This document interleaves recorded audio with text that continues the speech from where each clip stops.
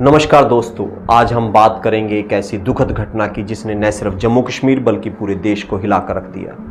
22 अप्रैल 2025 को पहलगाम के बेसरन घास के मैदान में हुए आतंकी हमले ने एक बार फिर से आतंक के काले साए को उजागर किया। इस हमले में 26 लोगों की जान चली गई, जिसमें 2 विदेशी पर्यटक भी शामिल थे। इस घटना का देश भर में जगह जगह विरोध हो रहा है।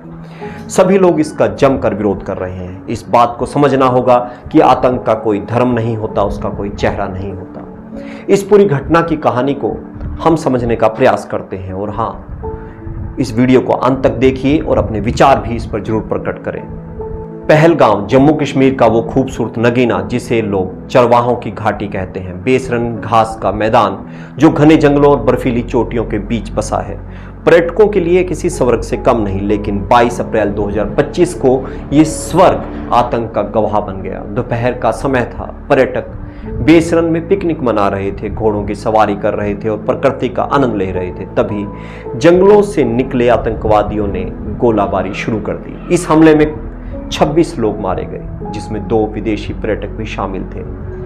कुछ लोग घायल हो गए। चारों तरफ अफरा तफरी मच गई। गवाहों का कहना है कि पहले हमने सोचा कि शायद कोई पटाखा फोड़ रहा है, लेकिन जब गोलियां चलने की आवाज तेज हुई तो समझे कि हाँ, ये कोई हमला है। हम अपनी जान बचाने के लिए इधर उधर भागे।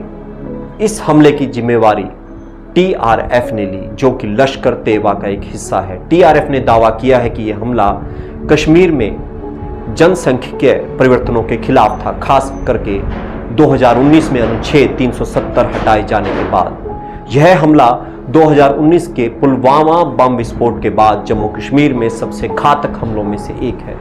इसने न सिर्फ पर्यटकों को बल्कि स्थानीय लोगों को भी डर के साए में ला दिया है। गृह मंत्री अमित शाह ने इस हमले की कड़ी निंदा की है। उन्होंने कहा है कि आतंकवादियों ने एक बार फिर से कायरता दिखाई है। भारत इस आतंक के सामने नहीं झुकेगा।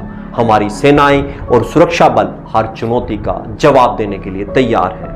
इस हमले के तुरंत बाद सुरक्षा बलों ने बेसरन क्षेत्र को घेर लिया और आतंकवादियों की तलाश बड़े स्तर पर शुरू कर दी। हेलीकॉप्टर की मदद से घायलों को अस्पताल पहुंचाया गया। स्थानीय लोगों ने इस मुश्किल घड़ी में इंसानियत की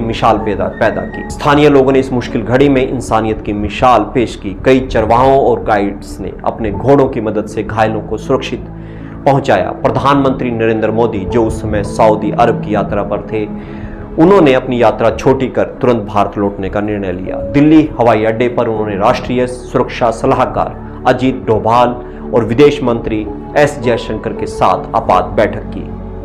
पीएम मोदी ने ट्वीट किया, पहलगाम में हुआ कायरतापूर्ण हमला आतंकवादियों की हताशा को दर्शाता है। हम अपने नागरिकों और पर्यटकों की सुरक्षा के लिए हर संभव कदम उठाएंगे। पीड़ितों के परिवार के साथ हमारी गहरी संवेदनाएं हैं। कांग्रेस के नेता राहुल गांधी ने भी इस हमले की कड़े शब्दों में निंदा की। उन्होंने कहा कि पहलगाम में पर्यटकों पर हुआ हमला निंदनीय है। यह हमारी एकता और शांति पर हमला है। मैं सरकार से मांग करता हूं कि पीड़ितों की तुरंत सहायता की जाए और दोषियों को सजा मिले। इस मामले में जम्मू कश्मीर के मुख्यमंत्री उमर अब्दुल्ला ने कहा कि यह हमला हमारी साझा संस्कृति और मेहमान नवाजी पर चोट है। हमारी सरकार पीड़ितों के साथ खड़ी है और सुरक्षा व्यवस्था को और भी मजबूत करेगी। अंतर्राष्ट्रीय समुदाय ने भी इस हमले की कड़े शब्दों में निंदा की है। पूर्व अमेरिकी राष्ट्रपति डोनाल्ड ट्रंप ने कहा है कि आतंकवाद वैश्विक खतरा है और भारत के साथ हमारी एकजुटता है। रूसी राष्ट्रपति पुतिन और इटली के प्रधानमंत्री जॉर्जिया मेलोनी ने भारत के प्रति समर्थन जताया है। यह हमला 3 जुलाई 2025 से शुरू होने वाली अमरनाथ यात्रा से ठीक पहले हुआ है, जिसने सुरक्षा चिंताओं को और भी बढ़ा दिया है। सरकार ने अब पूरे क्षेत्र में हाई अलर्ट जारी कर दिया है। इस हमले का असर सिर्फ सुरक्षा तक सीमित नहीं है। पहलगाम और जो पर्यटन पर निर्भर है, अब आर्थिक चुनौतियों का सामना कर सकता है। कई पर्यटकों ने अपनी यात्राएं रद्द कर दी हैं और स्थानीय व्यवसाय इस वक्त चिंतित हैं। यह हमला हमें याद दिलाता है कि आतंकवाद अभी एक गंभीर चुनौती है, लेकिन भारत ने हमेशा एकजुट होकर इसका जवाब दिया है। सवाल यह है कि क्या हम इस बार और सख्त कदम उठाएंगे? आप भी क्या सोचते हैं? कमेंट बॉक्स में इसके बारे में जरूर बताएं। दोस्तों, यह थी पहलगाम आतंकी हमले की पूरी कहानी। हम उन सभी लोगों को श्रद्धांजलि देते हैं जिन्होंने इस हमले में अपनी जान गंवाई।